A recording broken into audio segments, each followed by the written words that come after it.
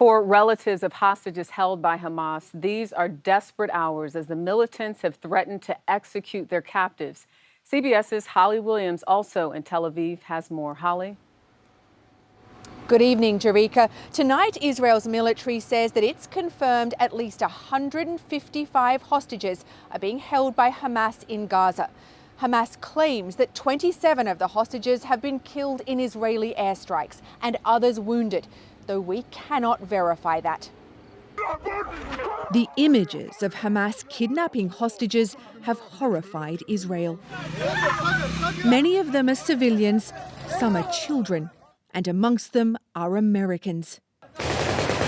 The militants are now playing a deadly game of blackmail, threatening to kill one hostage every time Israel bombs Palestinian civilians without warning. Tonight, Israel's Prime Minister, Benjamin Netanyahu, met with the family members of some of the hostages. Bring them home! Bring them home! But many here in Israel blame their own government for the apparent security failures that allowed Hamas to go on a killing spree and take people captive. There was a demonstration yesterday outside Israel's defense ministry. We don't sleep, we don't eat. All the day we are thinking, what is going on in Liri? Shira Al-Bag's 18-year-old daughter, Liri, is believed to be amongst the hostages. What do you want your government to do to get her home? I don't care what they do, but I don't know what they do. I'm not a political woman. I'm a mother, and I want my daughter home now.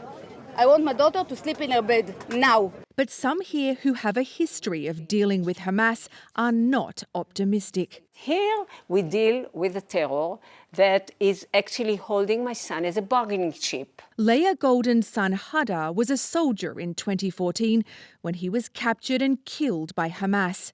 Nearly 10 years later, the militants still refuse to return his body.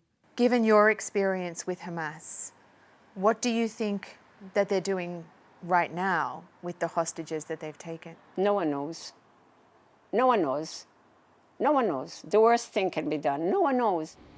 Israel faces an excruciating conundrum because on the one hand, it wants to punish Hamas militarily, and on the other, it wants to bring the hostages home alive. And Jerika, doing both those things at once will be extremely difficult. Absolutely. Holly Williams for us tonight. Thank you.